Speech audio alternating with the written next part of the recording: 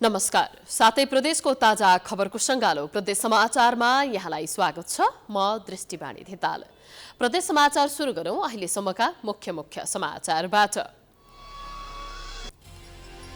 लुम्बिनी प्रदेश सरकार स्थापना भएको 4 वर्ष पूरा। प्रदेश सरकारको 4 वर्षीय कार्यकाल निराशाजनक। दाङमा निर्माणाधीन अवस्थामा रहेको राजधानी संरचना अलपत्र। वामपन्थी दलहरूले गरेको नेपाल बन्दको काठमाडौँ सहित देशभर सामान्य प्रभाव। लामो दूरीका गाडी भने बीच बाटोमा अलपत्र। गुल्मीमा एम्बुलेन्समा समेत आगजनी।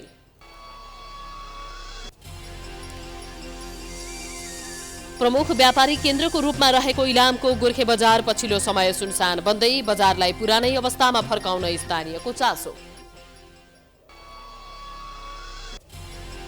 र भोजपुरमा सामुदायिक वनलाई सक्रिय बनाएर आयमूलक बनाउन अभियान सुरु। सामुदायिक वनलाई आर्थिक रूपमा सक्षम बनाउन स्थलगत अभ्यास सुरु।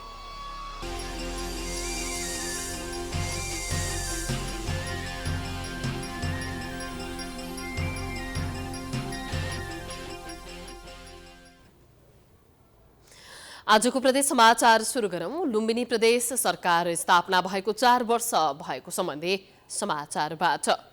लुम्बिनी प्रदेश सरकार स्थापना भएको 4 वर्ष पूरा भएको छ। प्रदेश स्थापना भएको अवसरमा प्रदेश सरकारले स्थायी राजधानी राप्ती गाउँपालिकामा एक कार्यक्रमको आयोजना गरी स्थापना दिवस मनाएको छ। प्रदेश सरकारको 4 वर्षीय कार्यकाल खासै उत्साहजनक नभएको आम सर्वसाधारणको तीतो अनुभव रहेको छ। एक रिपोर्ट। लुम्बिनी प्रदेश सरकारले 4 वर्ष पूरा गरेको छ। 4 वर्षीय कार्यकाल पूरा गरेको अवसरमा प्रदेश सरकारले दाङको देउखुरीमा एक कार्यक्रमको आयोजना गरी स्थापना दिवस मनाएको छ। तर स्थायी राजधानी तोकेको करिब 1.5 वर्ष हुन लाग्दा समेत त्यही ठाउँमा कुनै पनि मन्त्रालय सार्न सकेको छैन। 2वटा मात्र मन्त्रालयको बोर्ड टाँगिएको प्रदेश राजधानीमा भवन निर्माणको कार्य जारी छ। दाङको देउखुरीमा एकातिर प्रदेश सभाको भवन निर्माण भइरहेको छ भने अर्कोतर्फ प्रदेश कार्यालयले स्थापना दिवस धुमधामसँग मनाइरहेको देखियो। कार्यक्रममा विभिन्न कृषि, स्वास्थ्य, प्रविधिमूलक स्टलहरू पनि राखिएको थियो। प्रदेश राजधानी कहिले सार्ने भन्ने जिज्ञासामा बसेका दाङवासीलाई भने स्थापना दिवसको कार्यक्रमले केही आश्वस्त पारेको छ। जात जातिका कला संस्कृति हामीले देख्न पाएमा हामी खुसी छौँ। त्यसमा अझ भविष्यमा यस्ता कला संस्कृति देख्न पाएमा हामी देखाउने छौँ। छिटोभन्दा छिटो हामीलाई राजधानी यहाँ आइदियो राम्रो हुन्छ। आइसक्यो तर सरकारले पक्कै नै निर्णय गर्नेछ। राजधानी ल्याउने कार्यालय राजधानी कार्यालय ल्याउने छ भने आशावादी छौँ हामी। प्रदेशको स्थापना दिवस मनाउँदा दिन मैले के भन्नु, सुखी समृद्ध प्रदेश भन्नुहोस् हैन। हामीहरूलाई सबभन्दा ठुलोको रोजगारको लागि बाहिर नजानु परोस्। सानोतिनो रोजगार यहीँ स्थापना गरेर हामीले यहीँ जीव पाल्ने कोसिस हाम्रो सरकारले गरोस्। स्थानीय मात्र नभई जनप्रतिनिधिहरू समेत स्थायी राजधानी नसरेका कारण कामका लागि समस्यामा परेका छन्। स्थायी राजधानी तोकिएको दाङमा अहिलेसम्म राजधानी नसरेका कारण जनगुनासो समेत बढेको प्रदेश सभा सदस्यहरूको भनाइ छ। संरचना बनाउने कुराहरू र सेवा सुविधा यहाँबाट उपलब्ध गराउने कुराहरूमा निकै ढिलाइ छ। धेरै जनताको गुनासो पनि छ।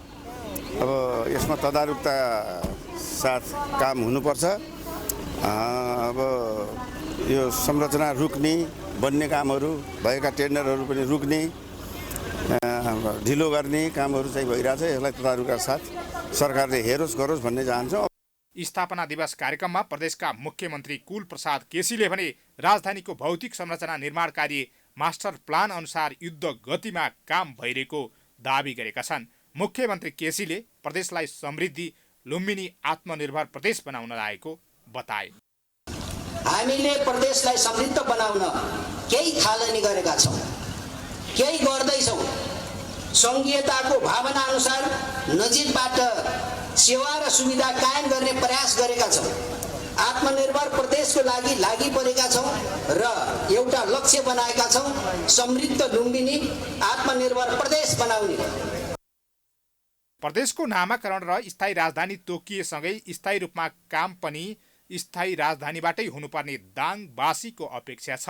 प्रदेश स्थापना दिवसको 4 वर्ष मनाइरहँदा उत्साहित भएका जनता अब भने छिट्टै नै स्थायी रूपमा काम भएमा मात्र राज्यको अनुभूति हुने आशामा छन्। दाङबाट सुमन केसीको रिपोर्ट। अबको पालोमा नेत्रविक्रम चन्द विप्लव लगायत साना वामपन्थी दलहरूले आह्वान गरेको नेपाल बन्दको प्रभाव परेको सम्बन्धी समाचार रहेको छ। नेत्रविक्रम चन्द विप्लव लगायत साना वामपन्थी दलहरूले आह्वान गरेको नेपाल बन्दको सामान्य प्रभाव परेको छ। राजधानी काठमाडौँ सहित देशका विभिन्न स्थानमा फाटफुट सवारी साधन सञ्चालन भइरहेका छन्। एमसीसीको विरोधमा नेपाल बन्द आह्वान गरिएको हो। जिल्ला ट्राफिक प्रहरी कार्यालय झापाका अनुसार काकरभिट्टाबाट छुट्ने सार्वजनिक सवारी साधन छुटेका छन्। त्यसैगरी सुदूरपश्चिममा लामो दूरीका सवारी साधन पनि चलेका छन्। मुलुकका 7वटै प्रदेशमा बन्दकर्ताले बन्द सफल बनाउन प्रयास गरे पनि त्यसको न्यून प्रभाव मात्र परेको छ।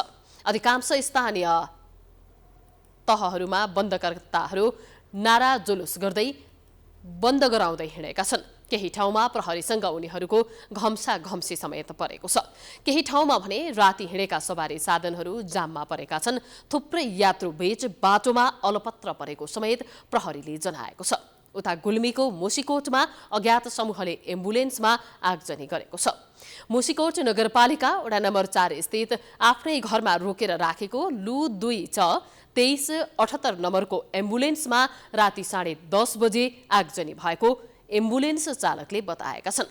वडा नम्बर 3 र 4 का भारतीय भूतपूर्व सैनिकले एम्बुलेन्स खरिद गरेर वडा गाउँ स्वास्थ्य चौकीलाई दिएका थिए। आगलागीबाट एम्बुलेन्सको इन्जिनको भाग पुरै जलेको बताइएको छ। तर आगजनीको जिम्मा कसैले पनि लिएको छैन। त्यस्तै बन्दको क्रममा रूपन्देहीमा 9 जना पक्राउ परेका छन्। प्रहरीले बुटबल बसपार्कबाट विप्लव नेतृत्वको नेकपा रूपन्देही जिल्लाका सदस्य नवीन थारू, नेकपा क्रान्तिकारी माओवादीका नेता प्रेम सुवेदी सहित 9 जनालाई पक्राउ गरेको हो।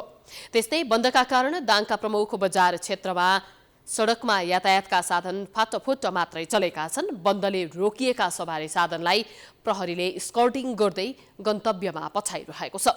बन्द गराउँदै हिँडेको आरोपमा प्रहरीले विप्लव निकट अखिल क्रान्तिकारीका दाङ जिल्ला अध्यक्ष मनोज थापा र थारू मुक्ति मोर्चाका जिल्ला सदस्य अशोक चौधरीलाई भालुवाबाट नियन्त्रणमा लिएको छ।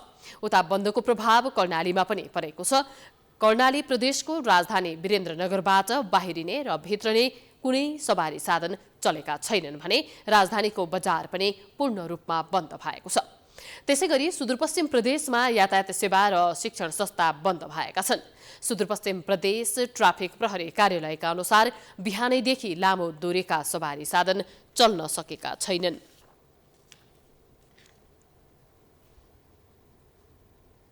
प्रदेश समाचारमा पालो भएको छ विश्रामको।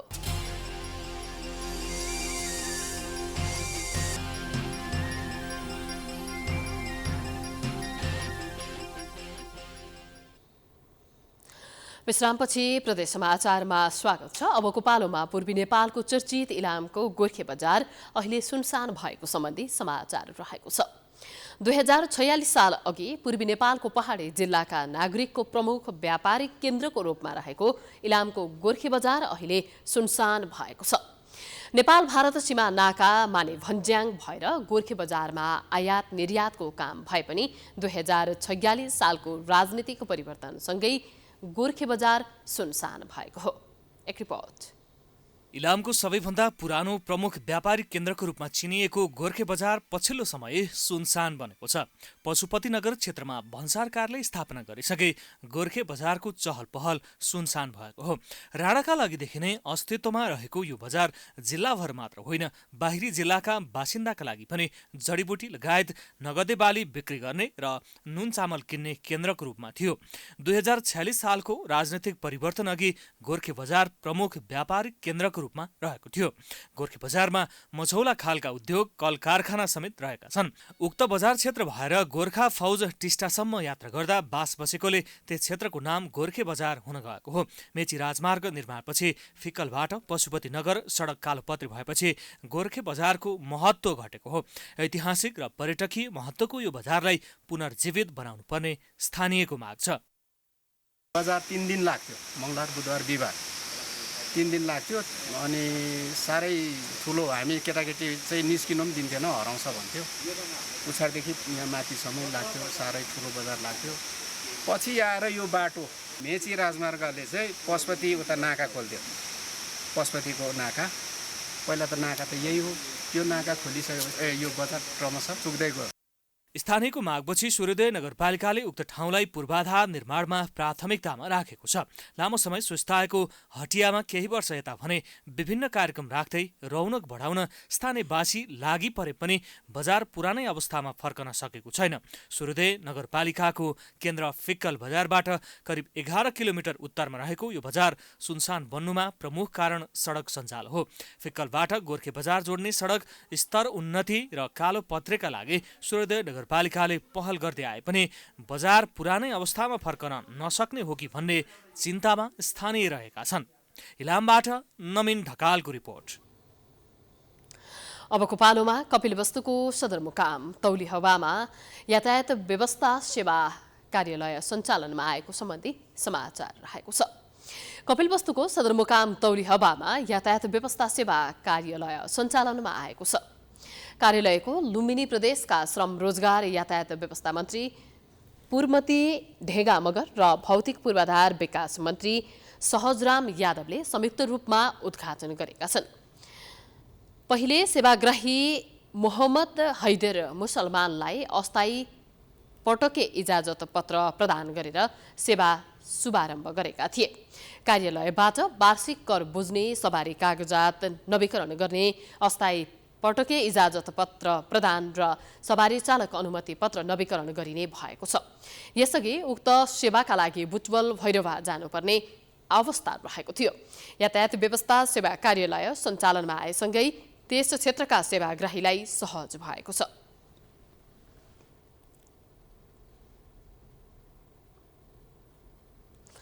प्रदेश समाचारमा पुनः पालो भएको छ विश्रामको।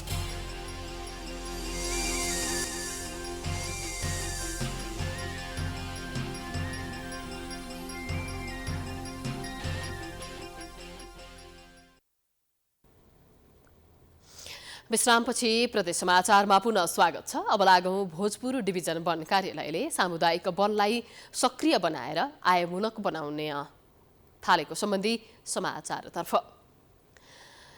सामुदायिक वनलाई सक्रिय बनाएर आयमूलक बनाउन भोजपुर डिभिजन वन कार्यालयले अभियान थालेको छ।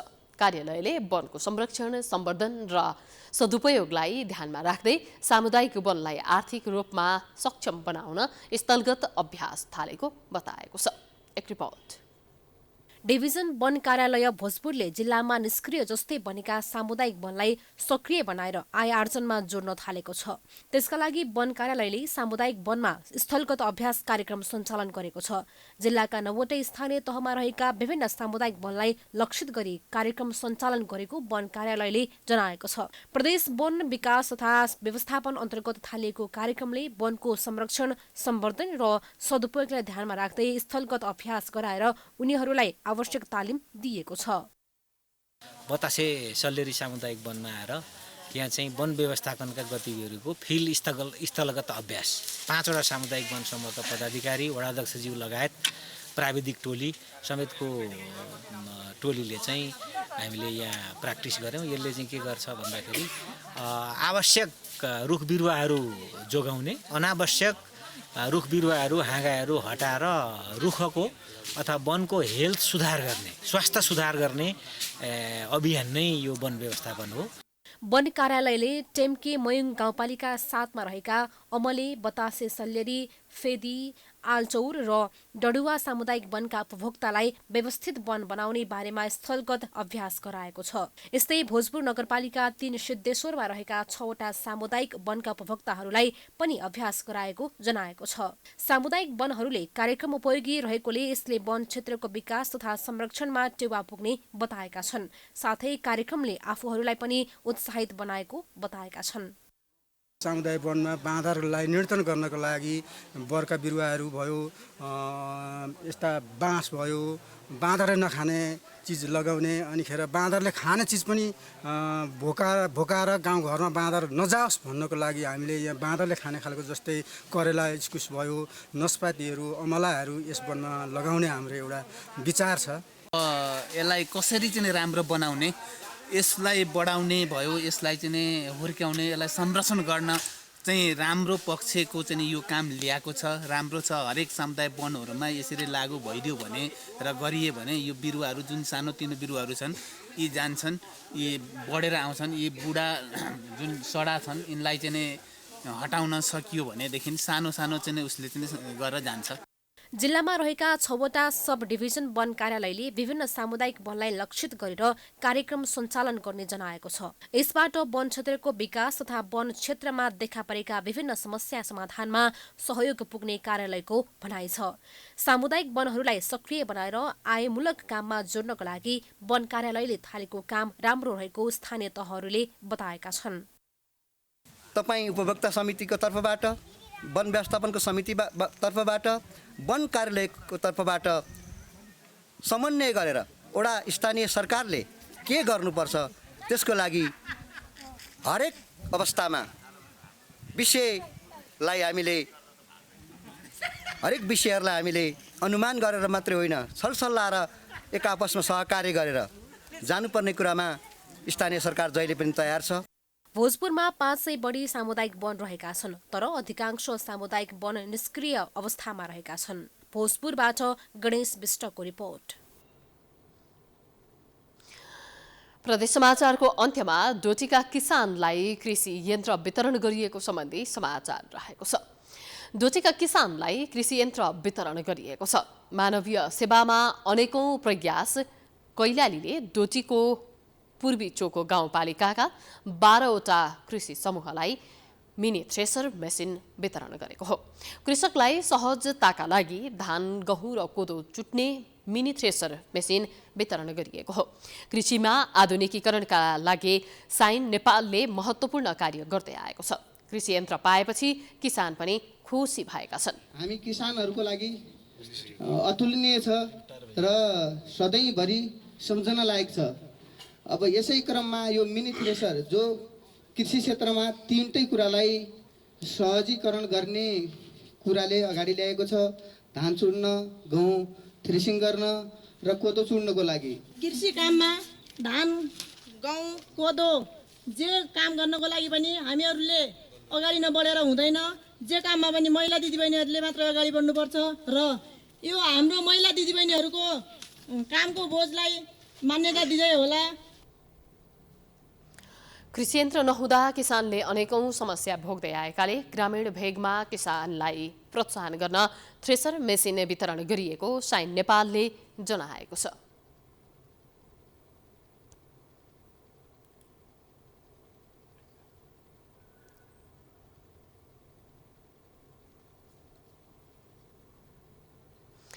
हामी प्रति समाचारको अन्त्यमा आइपुगेका छौं। जाँदा जाँदै मुख्य समाचार पुनः एकपटक।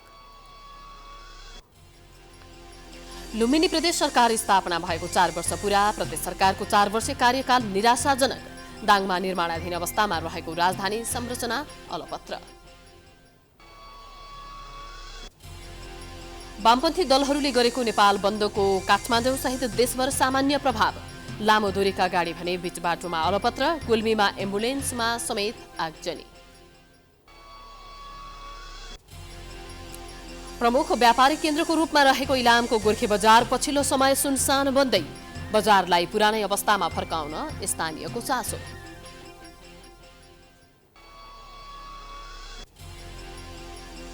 र भोजपुरमा सामुदायिक वनलाई सक्रिय बनाएर आयमूलक बनाउन अभियान सुरु। सामुदायिक वनलाई आर्थिक रूपमा सक्षम बनाउन स्थलगत अभ्यास सुरु।